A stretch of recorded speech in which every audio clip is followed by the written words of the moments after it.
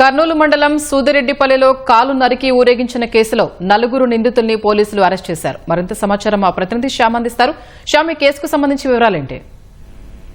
స్వప్న, ఇప్పుడే కొద్దిసేపటి క్రితము పోలీసులు ఈ 4 నిందితులను అరెస్ట్ చేసినట్లుగా ప్రకటించారు. అయితే ఈ 4 నిందితులు అన్నదమ్ములు.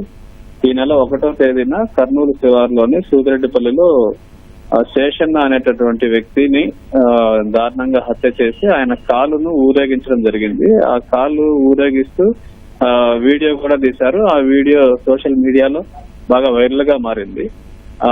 ఆ కాలుతోనే పోలీసుల వద్దకు వెళ్ళినట్లుగా మనకు సమాచారం అందింది. అయితే పోలీసులేమో ఆ కాలును పోలీస్ స్టేషన్ వరకు తీసుకొచ్చి ఆ పోలీస్ స్టేషన్ దగ్గర పడేసి వెళ్ళిపోయినట్లుగా పోలీసులు చెప్తున్నారు. మొత్తానికైతే ఈ 4 నిందితుల్ని అరెస్ట్ చేశారు. ఈ 4 నిందితులను అరెస్ట్ చేసి రిమాండ్ కి పంపిస్తున్నట్లుగా చెప్పారు. వీరి దగ్గర నుంచి మూడు వేట కొడవళ్లు, ఒక ద్విచక్ర వాహనం స్వాధీనం చేస్తున్నారు.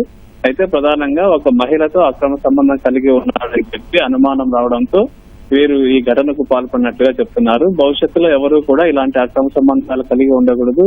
ఒకవేళ ఇలాంటి సంబంధాలు కలిగి ఉండాలన్న ఆలోచన చేయాలన్నా కూడా భయపడాలన్న ఉద్దేశంతోనే కాలు నరికినట్లుగా వాళ్ళ నిందితులు పోలీసుల ముందు చెప్పినట్లుగా మనకు కర్నూలు డిఎస్పీ బాబు ప్రసాద్ చెప్పారు. మొత్తానికైతే ఈ నెల 1వ తేదీన ఈ ఘటన జరిగింది. ఈ దారుణ ఘటనను పోలీసులు ఎట్టకేలకు ఛేదించారు.